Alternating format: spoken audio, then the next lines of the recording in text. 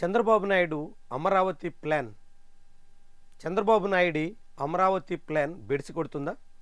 ఆయన అంచనాలు తప్పుతున్నాయా? ఆశించినట్టుగా ఏమీ జరగడం లేదా? దాంతో ఏకంగా అమరావతి ప్రాజెక్టే డీలా పడే పరిస్థితి వచ్చేస్తుందా? ఇలాంటి ప్రశ్నలే ఇప్పుడు ఉదయిస్తున్నాయి. అమరావతి చుట్టూ అనేక వివాదాలు ముసురుకోవడం కొత్త ఏమీ కాదు. కానీ చంద్రబాబు హయాంలో అమరావతికి సంబంధించి వేగంగా పనులు సాగుతాయి అనే అభిప్రాయం ఉండింది. కానీ ఇప్పుడు అందుకు విరుద్ధంగా సాగుతోంది.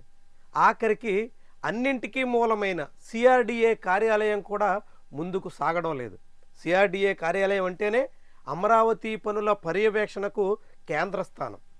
అలాంటిది అమరావతిలోని రాయపూడి ప్రాంతంలో G+7 పేరుతో సిఆర్డిఏ కార్యాలయ నిర్మాణానికి పూనుకున్నారు. ఈ కార్యాలయంలో కేవలం రాజధాని ప్రాంత అభివృద్ధి పర్యవేక్షణ సంస్థ మాత్రమే కాకుండా మొత్తం మున్సిపల్ అడ్మినిస్ట్రేషన్ సంబంధించినటువంటి కార్యకలాపాలన్నీ అక్కడికే తరలిస్తాం అన్నట్టుగా చెప్పుకొచ్చారు. అందుకు తగ్గట్టుగా తొలుత 80 కోట్ల రూపాయలతో ఆ ప్రతిపాదన చేసి నిర్మాణ పనులు ప్రారంభించారు. 2019 నుంచి 24 మధ్యలో సిఆర్డిఏ భవన నిర్మాణ పనులు నిలిచిపోవడంతో మళ్ళీ చంద్రబాబు అధికారంలోకి వచ్చిన తర్వాత అదనంగా 160 కోట్ల రూపాయలని కేటాయించారు. మొత్తంగా 240 కోట్ల రూపాయలు పైబడినటువంటి నిధులతో సిఆర్డిఏ కార్యాలయ నిర్మాణానికి పూనుకున్నారు.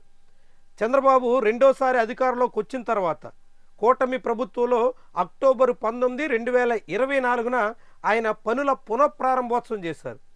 అంటే సిఆర్డిఏ భవన నిర్మాణ పనులకు ఆయన రీలాంచ్ చేసి దాదాపు ఏడాది గడిచిపోతోంది. ఆయన ఆనాడు చెప్పినటువంటి దాని ప్రకారంగా 3 నెలల్లో సిఆర్డిఏ కార్యాలయం ప్రారంభించాల్సి ఉంది. అక్టోబర్ 19న ప్రారంభోత్సవం చేశారంటే సంక్రాంతి తర్వాత దాన్ని కార్యాలయాన్ని సిద్ధం చేసి ఉంచుతారు అని అంతా ఆశించారు. కనీసం ఫిబ్రవరి, మార్చి నాటికైనా సిఆర్డిఏ భవనం ప్రారంభించే యోచనలో ఉన్నాం అన్నట్టుగా ప్రభుత్వం చెప్పింది. మార్చి అయిపోయింది, ఏప్రిల్ అయిపోయింది, మే అయిపోయింది, ఆగస్టు 15న ప్రారంభిస్తామన్నట్టుగా స్వయంగా ముఖ్యమంత్రి కూడా ఓ సందర్భంలో వెల్లడించారు. ఆగస్టు అయిపోయింది, సెప్టెంబర్ అయిపోయి అక్టోబర్ దసరా నాడు ప్రారంభించే సన్నాహాల్లో ఉన్నాం అన్నట్టుగా చెప్పుకొచ్చారు. దసరా కూడా గడిచిపోతుంది, సిఆర్డిఏ కార్యాలయమే సిద్ధం చేయలేకపోయారు. ఒక చిన్న భవనం, అంత పెద్ద రాజధాని ప్రాంతంలో ఒక భవనాన్ని కూడా నిర్దిష్ట గడువులోగా పూర్తి చేయలేనటువంటి ప్రభుత్వం పరిస్థితి చాలామందికి అనుమానాలకి తావిస్తోంది. చాలామందిలో సందేహాల్ని పెంచుతోంది. అమరావతి ప్రాజెక్టు భౌతవ్యం మీదే ఇప్పుడు నీలి నీడలు ముసురుకునే పరిస్థితిని తీసుకొస్తోంది. సిఆర్డిఏ కార్యాలయాన్ని ఇన్ టైంలో పూర్తి చేస్తే 3 నెలలని చెప్పినప్పుడు 6 నెలలు, 6 నెలలు కాకపోయినా 9 నెలలకైనా రెడీ చేసి ఉంటే చంద్రబాబు సామర్థ్యానికి అదొక కొలబద్దగా ఉండేది. కనీసం 3 నెలలు కాదు కదా, ఏడాది గడిచిన తర్వాత కూడా సిఆర్డిఏ భవనాన్ని ఎప్పుడు ప్రారంభిస్తారన్న దాని మీద స్పష్టత లేని పరిస్థితుల్లో ఆంధ్రప్రదేశ్ రాష్ట్ర ప్రభుత్వం ఉంది. దీంతో మొత్తం అమరావతి వ్యవహారమే అయోమయంగా మారుతుందా అనే అభిప్రాయం చాలా మందిలో కలుగుతుంది. ఇప్పటికే అమరావతి ప్రాంత రైతాంగంలో అనుమానాలు మొదలవుతున్నాయి. రైతాంగ సమస్యలు పరిష్కారం కావట్లేదని ఏకంగా అసెంబ్లీ వేదికగానే ఎమ్మెల్యేలు గగ్గోలు పెట్టాల్సి వస్తుంది.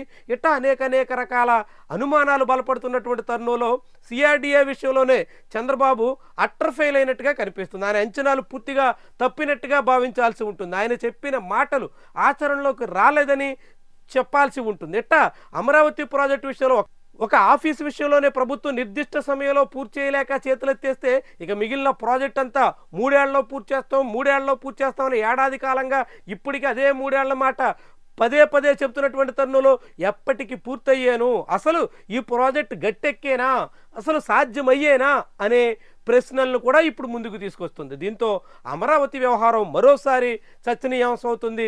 చంద్రబాబు పాలనా సామర్థ్యం మీద అనుమానాలను పెంచుతుంది. మొత్తంగా రాజధాని వ్యవహారమే ఇంకా గందరగోళం నుంచి బయటపడలేదన్నట్టుగా స్పష్టమవుతోంది. మరి చంద్రబాబు దీన్ని ఏ రీతిన ఫుల్ స్టాప్ పెడతారు, ఎట్టా ఈ వ్యవహారానికి ముగింపు పలుకుతారు, అమరావతి ప్రాజెక్టు విషయంలో ఎంత క్లారిటీతో ఆయన సాగగలుగుతారు అన్నది చాలామందిని ఇప్పటికీ తొలిచేస్తున్నటువంటి అంశం.